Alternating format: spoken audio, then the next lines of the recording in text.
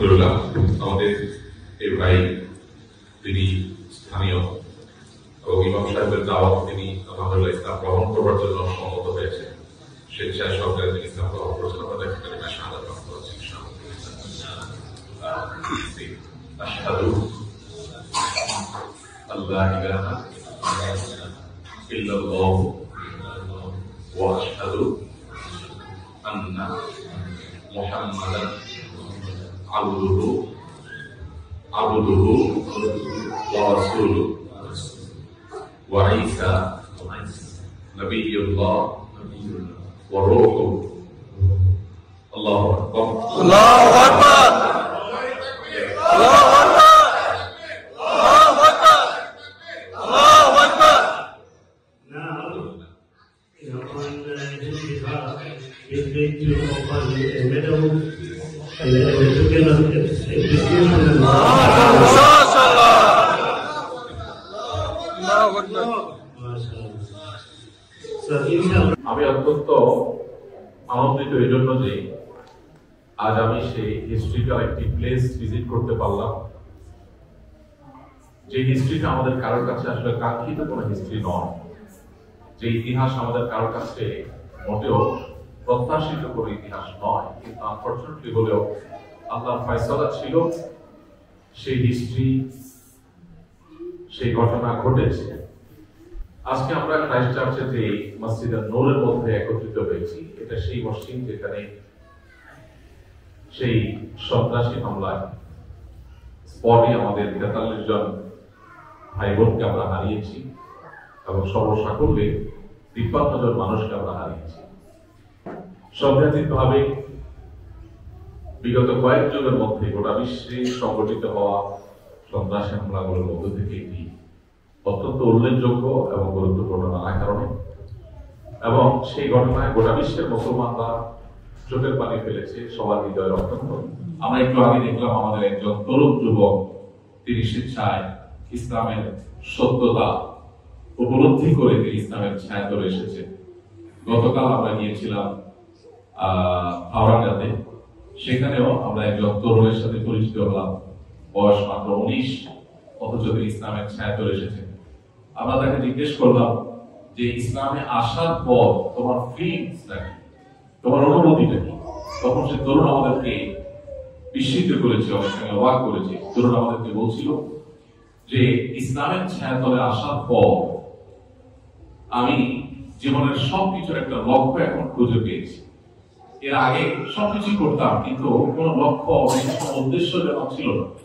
এই জন্য মুসলমান যা কিছু করবে তার প্রত্যেকটা পেছনে উদ্দেশ্য থাকবে যে এটার মাধ্যমে আমি আমার আল্লাহকে সন্তুষ্ট করে জান্নাত লাভ করব। একটা ক্রিস্টাল ক্লিয়ার উদ্দেশ্য আমাদের জীবনের প্রত্যেকটা পদক্ষেপে থাকতে হবে। আমি উপার্জন করছি, এটা নিছক একটা পার্থিব কাজ, যেমন চাকরি বাকরি করছি, ব্যবসা বাণিজ্য করছি, আমি যে কোনো ভাবে অর্থ উপার্জন করছি, কিন্তু একজন ইমানদার এই অর্থ উপার্জনটাও ইবাদত হতে পারে যদি তার উদ্দেশ্য হয় যে আমি অর্থ উপার্জন কেন করছি। কারণ আমার নবী সাল্লাল্লাহু আলাইহি ওয়াসাল্লাম তিনি নির্দেশ করেছেন যেন পরিবারের মুখে আমরা খাবার তুলে দিই। তিনি বলেছেন তুমি তোমার স্ত্রীর মুখে যে খাবারটা তুলে দিচ্ছ, অর্থাৎ খাবার যেটা জোগাড় করে দিচ্ছ, এই খাবার জোগাড় করে দেওয়াটাও তোমার আল্লাহ তাকে দানের সওয়াব এনে দিবে তোমাকে। তখন ইমানদার যখন হালাল উপার্জন করছে এই উদ্দেশ্যে যে আল্লাহ আমার উপরে আমার স্ত্রী, সন্তান, ভাই বোন, মা বাপ, আত্মীয় স্বজন, প্রতিবেশী, অনেক মানুষ যখন দায়িত্ব দিয়েছে, আমি উপার্জন করতে এসেছি কেন? আল্লাহর দেওয়া সেই দায়িত্বকে আদায় করবার জন্য। তাহলে এই কাজটা একটা ইবাদতে পরিণত হবে।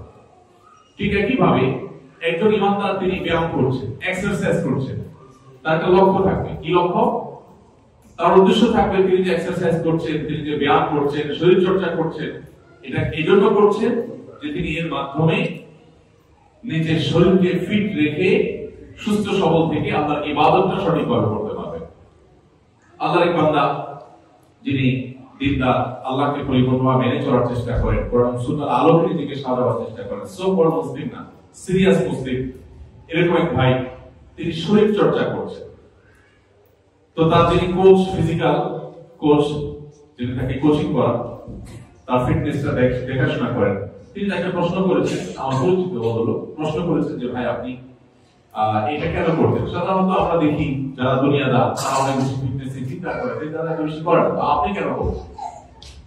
তখন সে ভাই উত্তর দিয়েছে যে আমি এই যে এক্সারসাইজ করছি, এই যে ব্যায়াম করছি, আপনার দেয়া নিয়ম অনুযায়ী নিয়ম করে আমি শরীর চর্চা করছি, এই জন্য করছি যে আমি চাই আমার যেদিন নিঃশ্বাস ত্যাগ করে পৃথিবী থেকে চলে যাব, সেদিনও যেন আল্লাহকে আমি সুস্থ সবল ভাবে সুন্নাহ সম্মত উপায়ে রুকু সিজদা ঠিক মতো করতে পারি, এই ফিটনেস যেন আমার থাকে, সেই জন্য আমি এক্সারসাইজ করছি।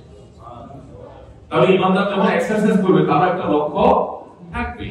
ইমানদার যখন ফ্যামিলি নিয়ে রিফ্রেশমেন্টের জন্য বাইরে কোথাও বের হবে, লং ট্যুরে যাবে, কোথাও ঘুরতে যাবে, তারও একটা উদ্দেশ্য থাকবে যে আমি এই রিফ্রেশমেন্ট কেন করছি, যাতে করে এরপর আবার এনার্জি আমার শরীরে তৈরি হবে, সেটা দিয়ে আল্লাহর ইবাদত ঠিক মতো করতে পারি। তাহলে ঘুরে ফিরে একটা লক্ষ্য, একটা উদ্দেশ্যের দিকে আমাদেরকে নিয়ে যাচ্ছে।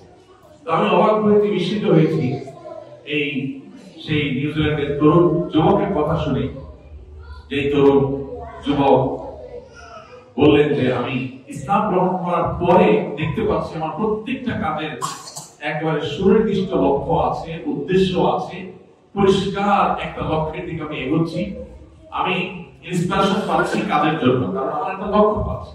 আর ইসলাম গ্রহণ করবার আগে আমি এই কাজগুলোই করতাম, কিন্তু এগুলো কোনো লক্ষ্য আমি খুঁজে পেতাম না। ধরো যাক একজন মানুষ তিনি আল্লাহর প্রতি বিশ্বাসী, তিনি এক্সারসাইজ করছেন, তো এক্সারসাইজ করে কি হবে? সুস্থ থাকবে। ফাইন, সুস্থ থেকে কি হবে? সুস্থ থেকে এরপর কি হবে? মরে তো যাবে একসময়। তার অ্যাকচুয়াল অ্যাচিভমেন্টটা কি? সুস্থ থাকলাম, সুস্থ আমি কদিন থাকবো, একটা সময় শেষ হয়ে যাবে সুস্থতা। তাহলে আমার অর্জনটা আসলে এমন বহু মানুষ আছে আমাদের আশেপাশে, আমরা তাকে দেখতে পাবো যারা হাড় ভাঙা পরিশ্রম করে, গাদা খাটুনি দেয়, অনেক কষ্ট করে, উপায় উপার্জন করে। তাকে জিজ্ঞাসা করা হয় এগুলো তুমি কেন করছো, পরিষ্কার কোনো উদ্দেশ্য দিতে পারবে। সে খেয়ে পরে নিজে সুস্থ সবল থাকছে, একটা পর্যায়ে সে মারা যাবে। এই যে এত কষ্ট তাহলে করে যে উপায় উপার্জন করছে, বেঁচে থাকাটা ফরওয়ার্ড, তার এই জীবনটা যে টিকে রাখার জন্য সে পরিশ্রম করে উপার্জন করছে, খাচ্ছে, ঘুমাচ্ছে, নিজেকে বাঁচিয়ে রাখবার প্রয়োজনে। এই বাঁচিয়ে রাখাটা কেন? একজন আল্লাহর প্রতি অবিশ্বাসী, আল্লাহর প্রতি অবিশ্বাসী মানুষের কাছে কোনো উত্তর আছে? বেঁচে থাকাটা কেন? আমি সারাদিন খাচ্ছি, ঘুমাচ্ছি, আমি সিরিয়াসলি আমার স্বাস্থ্যকে সুস্থ রাখার চেষ্টা করছি, স্বাস্থ্যকে ভালো রাখার চেষ্টা করছি, মানে কেন? আমার সুস্থ থাকি দেখে কি জন্য, মানে কি করবো আমি এটা দিয়ে? বেঁচে থাকবো একটা সময় পর্যন্ত, এরপর তো মারা যাবো। তাহলে এই সুস্থ দেখে আসলে আমার মানে জিনিসটা কি, অর্জনটা কি? কিন্তু একজন ইমানদার কাছে উত্তর আসলে নাই। একজন ইমানদার তিনি সুস্থ থাকছেন, সুস্থ থেকে ইবাদতই করবেন, তার জীবনের সময় শেষ হবে, এরপরে যা ভালো কাজ করতে পেরেছে এর একটা বিনিময় আল্লাহর কাছ থেকে তিনি এক্সপেক্ট করেন। তার একটা লক্ষ্য তার আছে, একটা উদ্দেশ্য তার আছে। তো 19 বছর সে তরুণ ইসলাম গ্রহণ করেছে।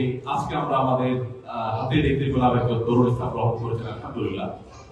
যদি তার ইসলাম গ্রহণের পেছনে আমার কোনো অবদান নাই, ইমাম সাহেব তাকে দাওয়াত দিয়েছেন, আরো কোনোভাবে তিনি ইসলামের দিকে দীক্ষিত হয়েছেন। আমি যে কথাটা বলছিলাম যে আমরা এখানে এই যে 53 জন আমাদের ভাই বোনকে হারিয়েছি, আমাদের কাছে খারাপ লাগা কাজ করছে। আল্লাহ কোরআনে বলেছেন ওয়াসা তাকরাহু শাইআন ওয়া হুয়া খায়রুল লাকুম। বহু ঘটনা তোমাদের কাছে কষ্টদায়ক মনে হয়, বেদনাদায়ক মনে হয়, তোমাদের কাছে ভালো লাগে না, অথচ সেই ঘটনার পেছনে লুকায়িত আছে তোমাদের জন্য কোনো না কোনো কল্যাণ। তো আমরা নিউজিল্যান্ডের এই ক্রাইস্ট চার্চে সন্ত্রাসী হামলা, সেই হামলায় যারা মৃত্যুবরণ করেছেন তাদের মৃত্যুতে আমাদের মন খারাপ হয়েছে, আমরা সবাই কেঁদেছি, এমনকি এদেশের মানুষও কেঁদেছে। এদেশের তৎকালীন প্রধানমন্ত্রীর যে ভূমিকা গোটা পৃথিবীতে সেটা প্রশংসিত হয়েছে, আলহামদুলিল্লাহ।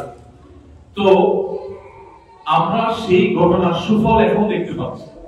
এমনকি তখন দেখা গেছে যে মুসলমানদের প্রতি এখানে এদেশে যেভাবে সিম্প্যাথি প্রকাশ করেছে দেশের সর্বস্তরের মানুষ, এদেশের পলিটিশিয়ান থেকে নিয়ে গোটা বিশ্বের মানুষ যেভাবে সিম্প্যাথি দেখিয়েছে, আজও তার ধারাবাহিকতা বা তার ধাক্কায়, তার প্রভাবে আমরা যেমন দাওয়াতি কাজ করতে পারছি, ঠিক এমনি ভাবে ইসলামের দিকে দীক্ষিত হওয়ার পরিমাণ দিন দিন বেড়ে চলেছে।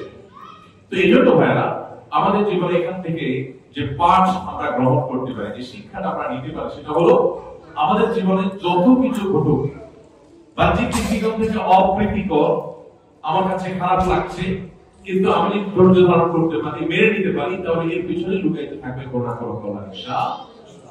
আল্লাহ আমাদেরকে এখান থেকে শিক্ষা গ্রহণ করবার তৌফিক দান করুন।